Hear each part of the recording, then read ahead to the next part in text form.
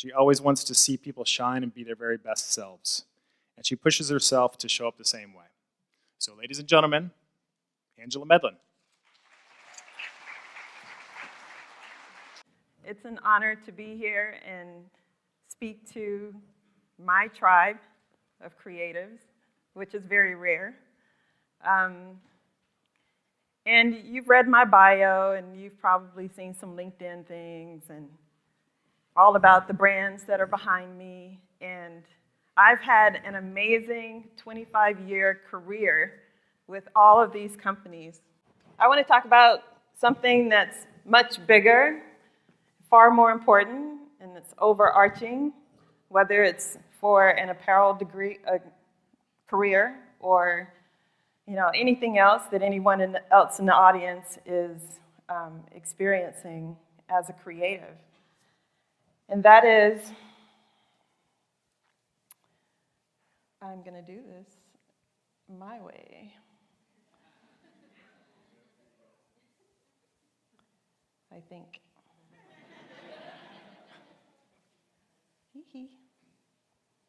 Okay, well, that's not working. How about this? That? Yes!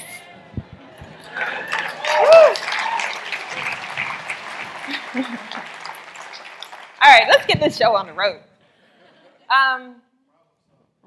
Exactly, that's what designers do, all day, all night. So this is really important, and I want to talk to you about my experience of rediscovering my whole creative self on my journey. And while I talk about my journey, I want you to consider where you are on yours and what this statement means to you. And I'm going to talk about three things: authenticity, other people's boxes, and how all of that applied to my journey. I think the best place to start is where my foundation was. And this picture is almost identical to the house that I started in with my grandparents and my young mom. This was probably the most creative time in my life. It was the most unlimited, the most imaginative.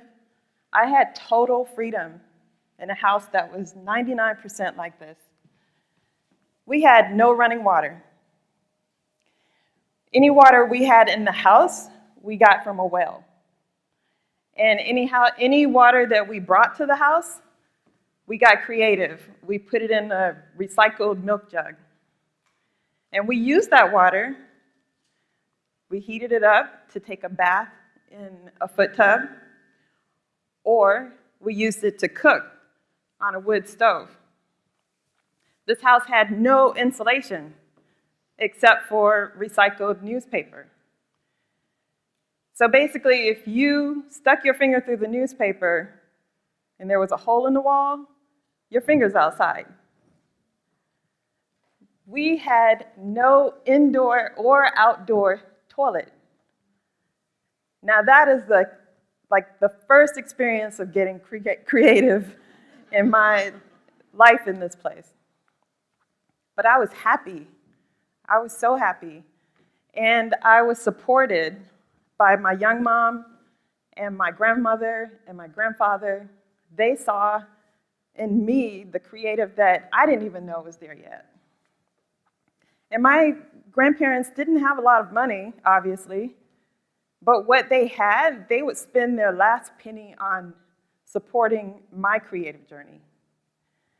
Every week, after they got the groceries and anything else that we needed, they would spend whatever they had left buying me a new notebook and pencils from the feed store. Anybody know what a feed store is?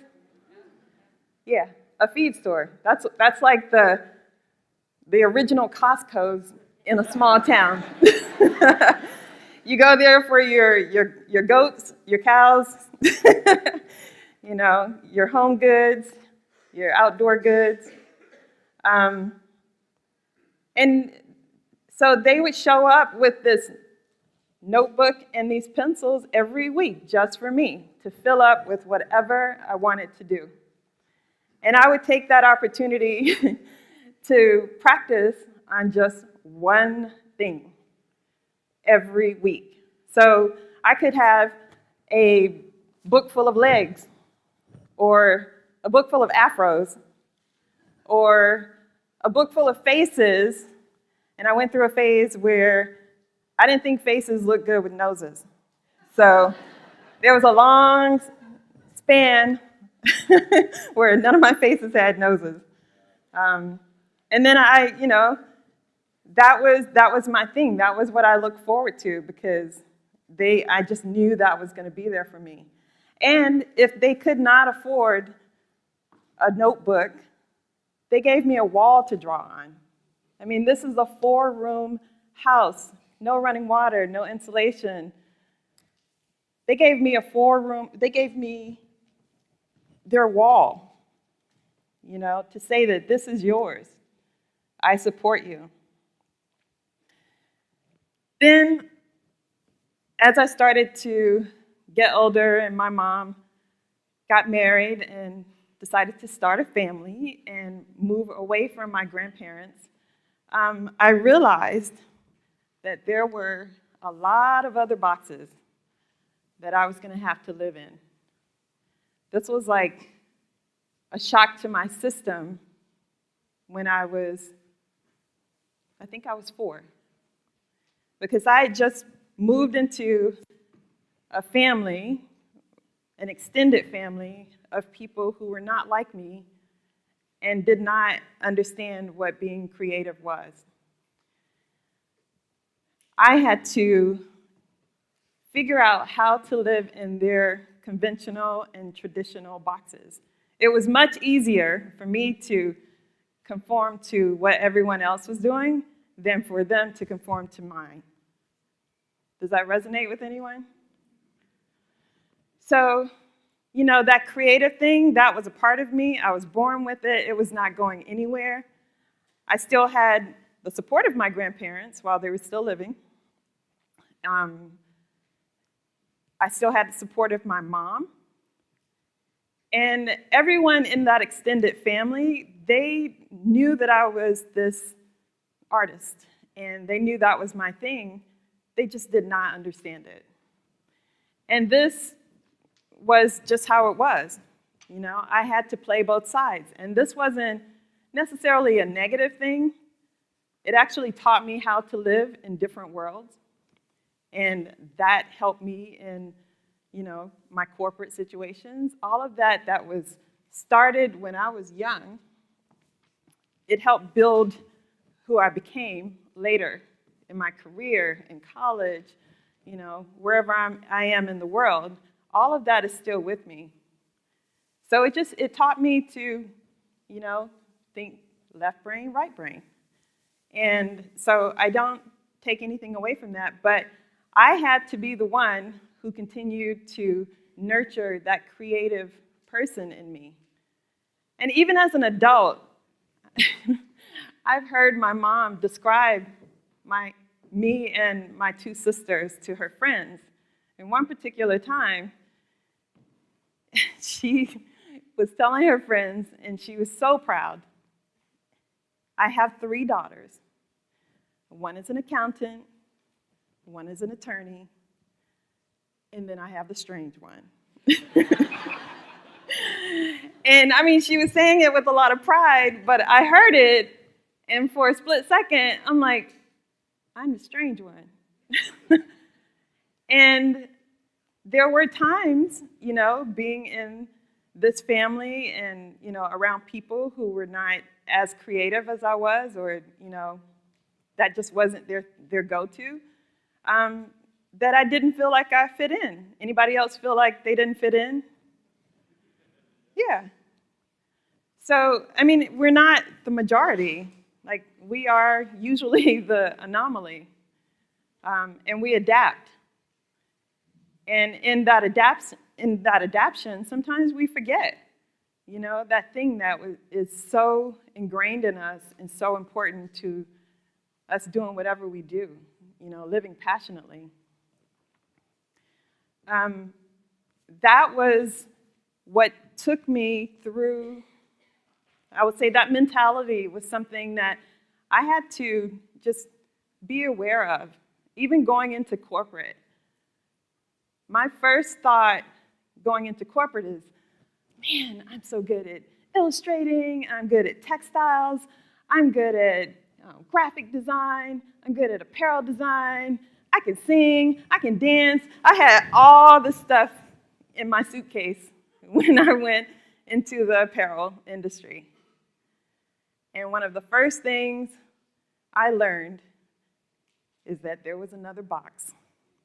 And that box was, if you show people that you have all these other interests and all these other gifts and all these other skills, you must not be a serious apparel designer.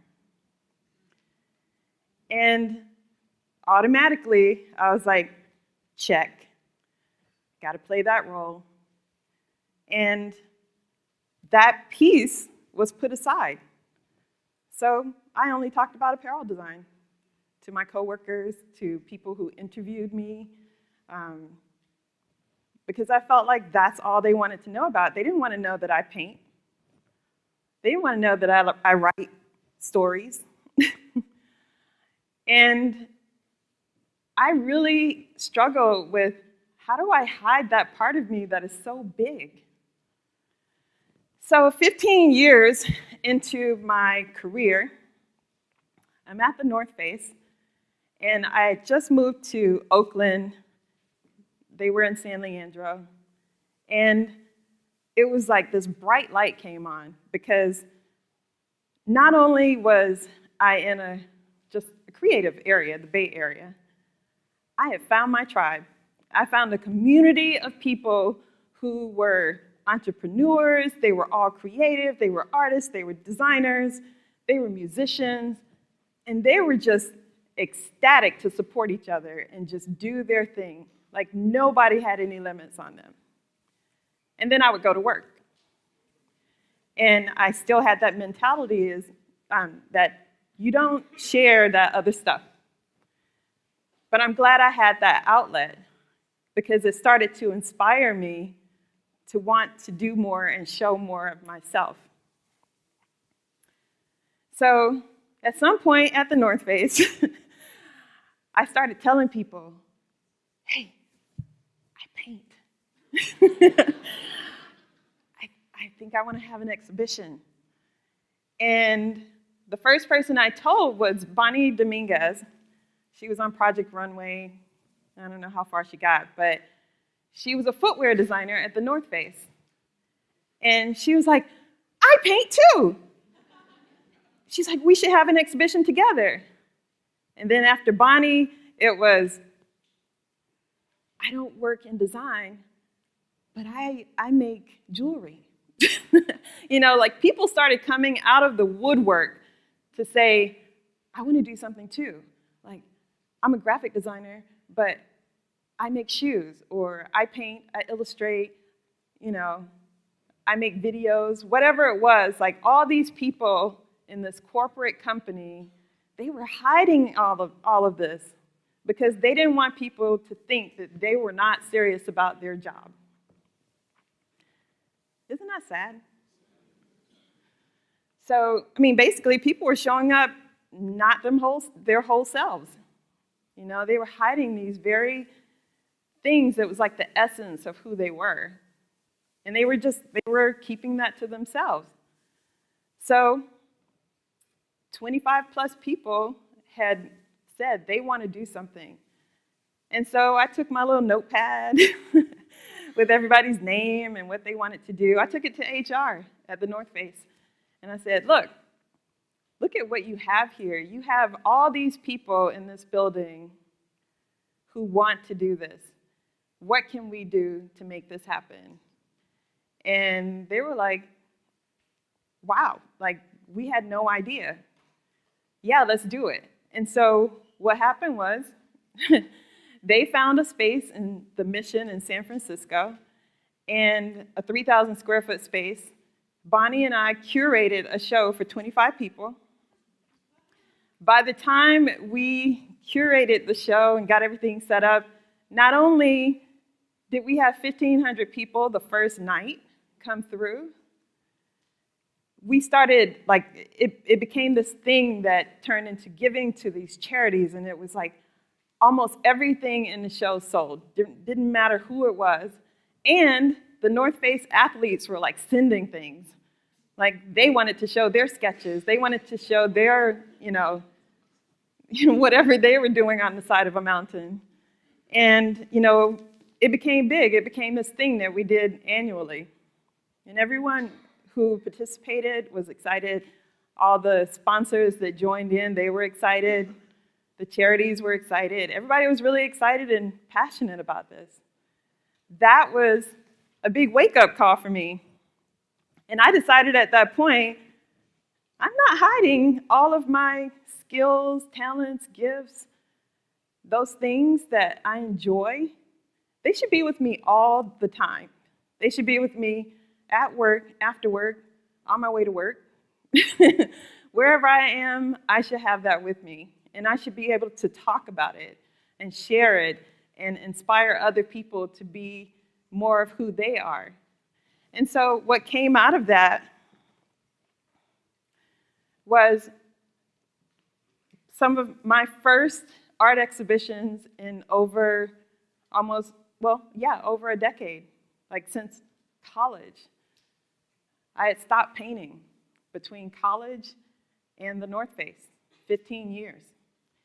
And I started having these exhibitions, and, it was like, this was like, I don't know, it was like the biggest epiphany for me that I would have these themed painting exhibitions. The first one, this one, was a series of acrylic on canvas paintings, and it was called the Undressing.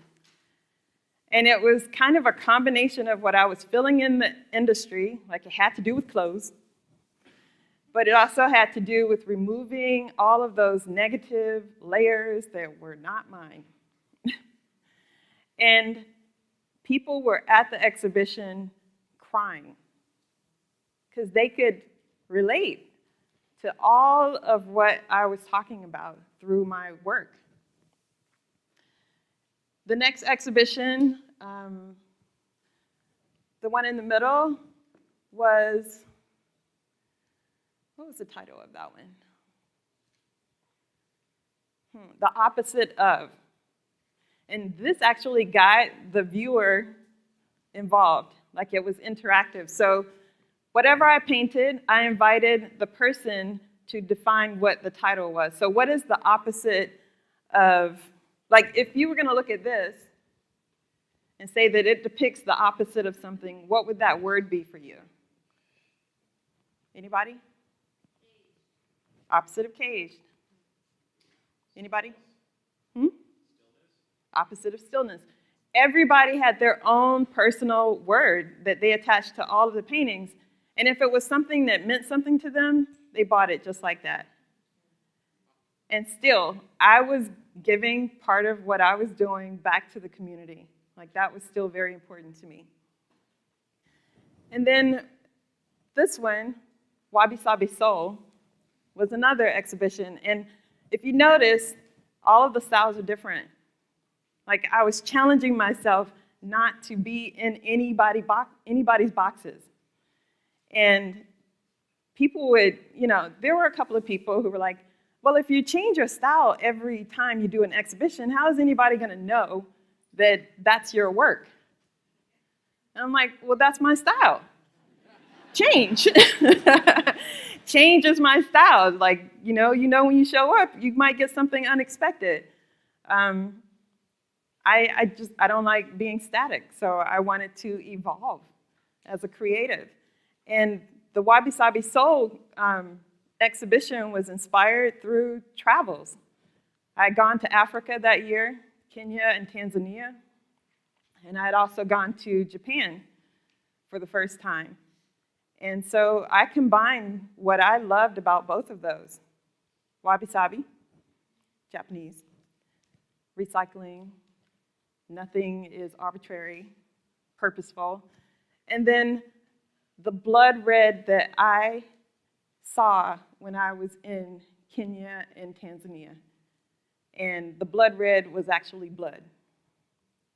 And that meant something to me. That was the first time I had ever actually seen somebody's blood that I'd never seen it before. It was just this amazing, bright color in contrast to dark skin. And on top of that, they wore that as a badge.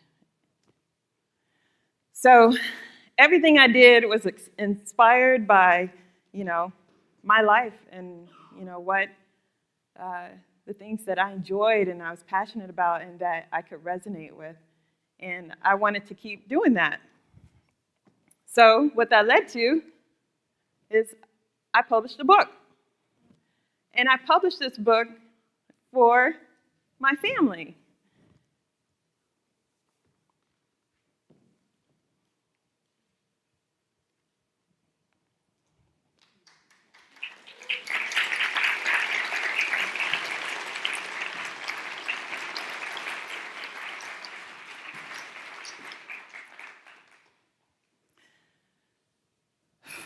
I wanted them to know why I do what I do.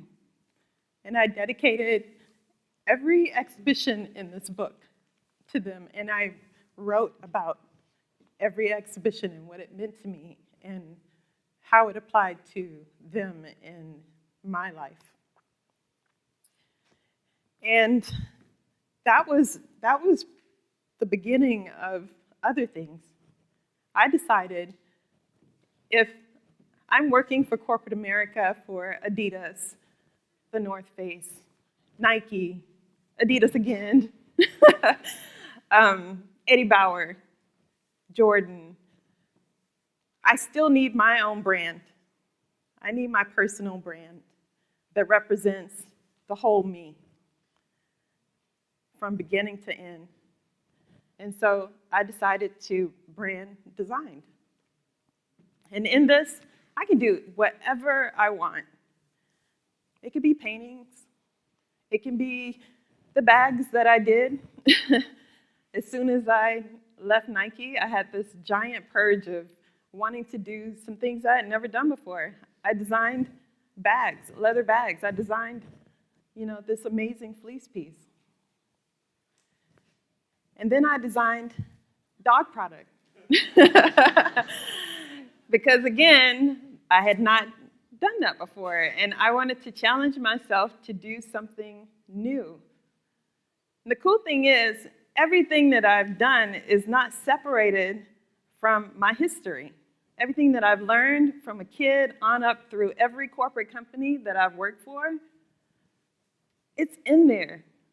When I started designing House Dog, I wanted to look at performance in a different way. I wanted to look at sustainability in a different way. I wanted to look at the consumer that nobody's talking to. The dog is not the consumer, right? It's the people. And how many butt-ugly dog beds have you seen in somebody's house? It doesn't work with anything. It's probably some leftover remnant that nobody wanted in the first place. Nobody's having fun with dog products, so I decided to design dog beds that look like they actually should be in your living room. I feel like, oh, there we go. Yeah.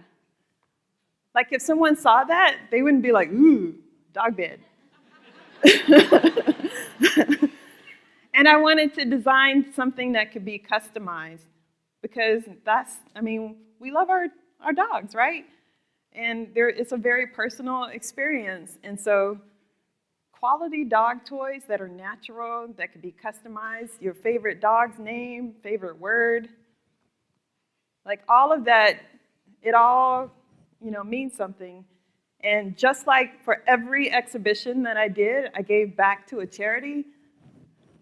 This gives back to Pongo, which allows for people who do have dogs and they're like family to them, if they can't afford to feed their dog, they get fed through Pongo. So all of everything that I'm doing now is part of my creative journey, not because it has to be, but because I want it to be. I'm not doing anything I don't want to do. And when I got to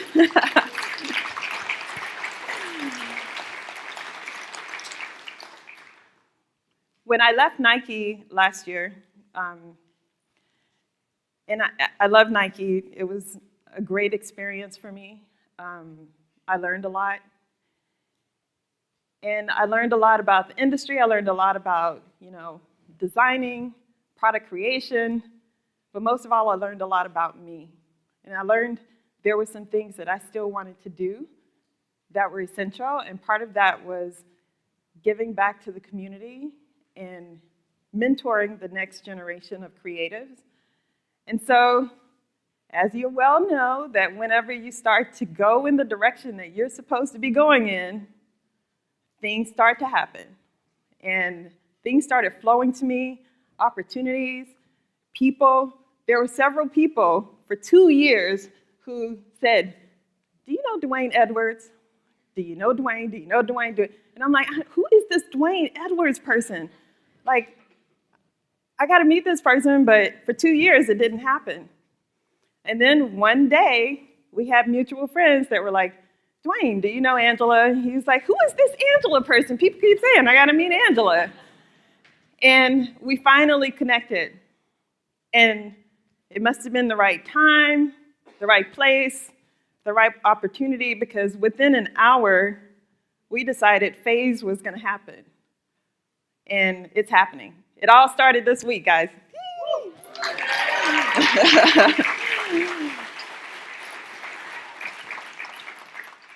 So this is really true and like close to my heart. Being a mentor here and being a mentor, anybody who's ever asked me to help them, I've always said yes. So right now I have, outside of FAAS, I have 7 mentees that I talk to, twice a month. And it's fun for me. I really enjoy it. So this is a passion project that I hope will last for a very, very, very long time. And I owe this all to that original little girl in that shack. And like I said, when you're on the right track, things flow to you. I found this, my notebook, one of my notebooks, the only one I have, I found that 2 days ago. And the thing that jumped out about this particular page, it said, I don't know what I was trying to say. I had a lot to say, but obviously I only had a few words that I knew how to write. But what jumped out to me is, do what's now your yes. This is my yes.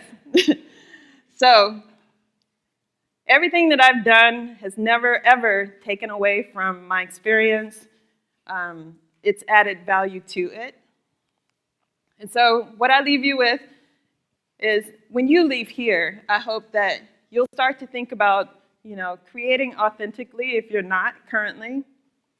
Whatever boxes you put yourself in or somebody else put you in, smash the box. And then own your journey. Just own it. Be who you are to the core and become your whole creative self. Thank you.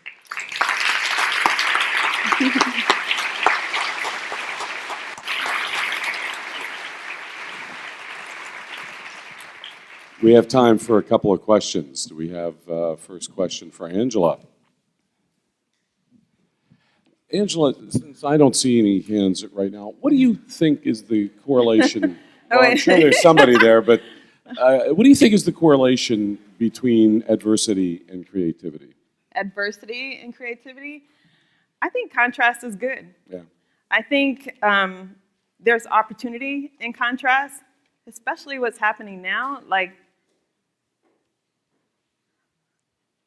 what's happening now, socially, economically, politically, it's sparking a lot of different ways for people to get creative with how they're living and how they're revisiting how they interact with people. They're taking note of how different everyone is. And, you know, I think that in itself is being creative, like channeling or just repositioning how you think and look at the world is a creative project in itself. And I think the contrast is making that happen right now.